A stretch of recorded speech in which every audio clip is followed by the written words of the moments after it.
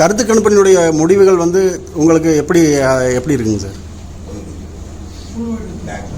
ஒரு இயக்கம் தமிழக வெற்றிக் கழகத்தை பொறுத்தவரையிலும் தியாகத்தால் உருவாக்கப்பட்டிருக்கிற இயக்கம், மனிதநேயத்தோடு நீங்கிற இயக்கம், தொலைநோக்கு சிந்தனையோடு மக்களுக்கு பணியாற்றக்கூடிய மனிதநேயமிக்க தலைவர், தமிழக வெற்றிக் கழகத்தினுடைய தலைவர், நாளை தமிழகத்தை ஆளப்போகிற தலைவர், நாளை சரித்திரம் சொல்லும். காரணம், இந்த 2026 தேர்தல் வெற்றி என்பது சரித்திரத்தில் இடம்பெறக்கூடிய ஒரு வரலாறாக அது அமையும். இந்தியாவை வியக்கும்,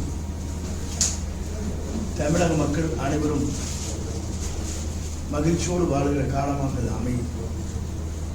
அதற்காகத்தான் மனிதநேயத்தோடு இந்த இயக்கத்தை உருவாக்கி இருக்கிறார்கள். அது மட்டுமல்ல, ஒரு தியாகத்தோடு இந்த இயக்கத்தை வழிநடத்தி செல்கிறார்கள். பல்வேறு சோதனைகளை கடந்து சாதனை படைப்பதற்காக இரவுகள் பாராமல் எத்தனை எதிர்ப்புகளை தாண்டி தமிழக வெற்றிக் கழகத்துடைய தலைவர் வீடுகளை போட்டுக் கொண்டிருக்கிறார். காலம் 4ஆம் தேதி பதில் சொல்லும். சரித்திர வரலாற்றில் இந்தியாவிலே முதலிடத்தை பெறக்கூடிய ஒரே தலைவராக தமிழக வெற்றிக் கழகத்துடைய தலைவர் தளபதி அவர்கள் விளங்குவார்கள்.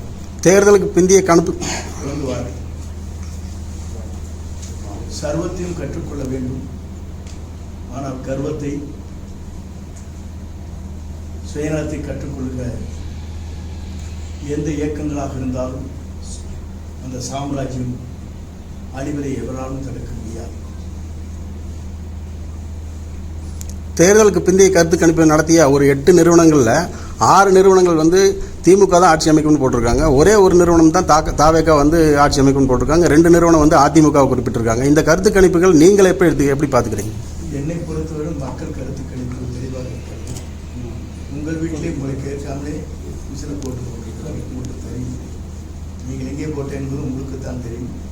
உங்கள் இல்லத்தில் இருக்கிற குழந்தைகளில் இருந்து முதல் வாக்கு அளிக்கின்ற அத்தனை பேரும் புதிய மாற்றத்தை, எதிர்கால தமிழகத்தை ஆளுவதற்கு ஒரு சிறந்த தலைவர் நமக்கு கிடைத்திருக்கிறார் என்ற எண்ணங்கள் மக்களிடத்தில் இருக்கிறது. அது 4ஆம் தேதி என்று பிரதிபலிக்கும். இந்தியாவின் சரித்திர வரலாற்றில் வெற்றி என்ற இலக்கை அவர் எட்டி பிடிப்பார். திரு நயினார் நாகேந்திரன் அவர்கள் வந்து தாவேகா ஒரு தொகுதியில் கூட வெற்றி பெறாது அப்படின்னு சொல்லி ஒரு கருத்து சொல்லியிருக்காருங்க சார். நயினார் நாகேந்திரனை பொறுத்தவரையிலும் இதுதான் தேர்தல் அவருக்கு. இதற்கு பிறகு கட்சி பதவி இருக்குமா இருக்காது என்பதை நேரில் சொல்லுவோம்.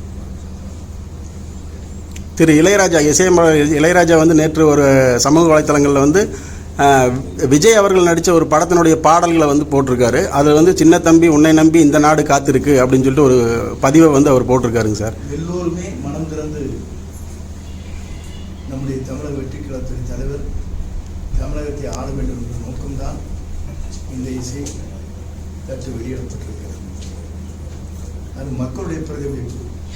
அவர் மட்டுமல்ல, தமிழக வெற்றிக் கழகத்தினுடைய அமைச்சர்கள் பட்டியல் ஒன்று வெளியிட்டிருக்காங்க சார். அது யாருங்க சார் வெளியிட்டுறது? அது வந்து அன்ஆஃபீஸில் இருக்குதுன்னு கேட்கக்கூடாது. இல்லை, உங்களுக்கு பொதுப்பணித்துறை அமைச்சர் அந்த மாதிரி அன்ஆஃபீஸில் இருக்கிறது பதில் சொல்லிக்கலாம். சுயநலத்தை கொண்ட எந்த இயக்கமானாலும் சாம்ராஜ்யம் அழியும். நீங்களே புரிஞ்சுக்கணும்.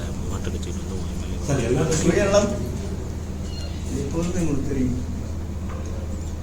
சர்வத்தையும் கற்றுக்கொள்ளலாம், எல்லாரும் எதை வேணால் கற்றுக்கலாம். ஆனால் கர்வத்தை கற்றுக்கொள்ளக்கூடாது என்றுதான் தத்துவம். சுயநலமும் கர்வம் இருக்கின்ற இடம் அந்த சாம்ராஜ்யம் அழியும். அதை யாராலும் தடுக்க இயலாம். தாவேக சார்பில் வெற்றி பெற்ற அனைத்து எம்எல்ஏக்களும் அன்னைக்கே வந்து பனையூர் வரணும்னு சொல்லிட்டு திரு விஜய் அவர்கள் வந்து ஒரு அறிக்கை வெளியிட்டிருக்காருங்க சார். இது எல்லா கட்சியும் செய்யறது. நம்ம கட்சி வேற எந்த கட்சிக்கு?